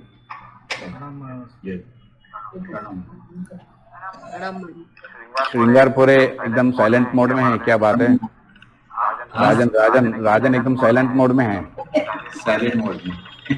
मैं कुछ कर्म करना नहीं जानते हैं, चाहते हैं वो। नो कर्मा। तो ठीक है, हाँ, नो मोर क्वेश्चंस ना, हो गया सब। अभी टाइम नहीं, दो क्वेश्चंस और है डॉक्टर कामत और मुझे वसंत कुलकर्णी उनके उनसे। अच्छा। ये आपको टाइम नहीं है, कैसे हाँ। करेंगे अभी? टाइम तो आज नहीं है, अभी यहीं पर मैं समाप्त करता हूँ। तो नेक्स्ट जब हम लोग मिलेंगे वापस, हाँ। उनको यदि सचमुच इंटरेस्ट है तो उस वक्त इस प्रश्न को याद करके वो पूछेंगे। नहीं सचमुच है ना। नेक्स्ट मीटिंग में हम लोग प्रश्नोत्तर ही एक सेशन रखेंगे। We keep it as a question answer session, let them be ready with that. Question answer का ही रहेगा, ऐसा रखेंगे। हाँ, वेरी गुड। नमस्कार, जय राम कृष्ण, श्री राम कृष्णार्पणमस्तु। महाराज एक छोटा सा क्वेश्चन, महाराज एक छोटा सा क्वेश्चन है, आप कभी मुंबई आ रहे हो वापस? ये है कुछ क्वेश्चन है, should be practical and sensible, तभी उसका उत्तर हो सकता है। इमेजिनेटिव क्वेश्चंस के लिए कभी कभी आंसर नहीं हो सकता है, तो इसका एक ही आंसर है, इमेजिनेटिव क्वेश्चन का इमेजिनेटिव आंसर है। When it will become possible for me to come to Mumbai, then I will come to Mumbai, है ना? When it will be possible, when it will be possible, at that time it will be possible. And then मेरा है कि बिना काम या कुछ कारण मैं कहीं पर जाता ही नहीं हूँ। तो लेट अस सी, रामेर इच्छा के ऊपर छोड़ देंगे, राम जी की इच्छा है। हाँ, वेरी गुड। नमस्कार, जय राम। हाँ, नमस्कार। Sameer, how to leave the meeting? Just वो माइक और वीडियो के बीच में एक बटन है। अच्छा, टेलीफोन का सिंबल है। Very good. हाँ, जय ठाकुर, जय श्री। जय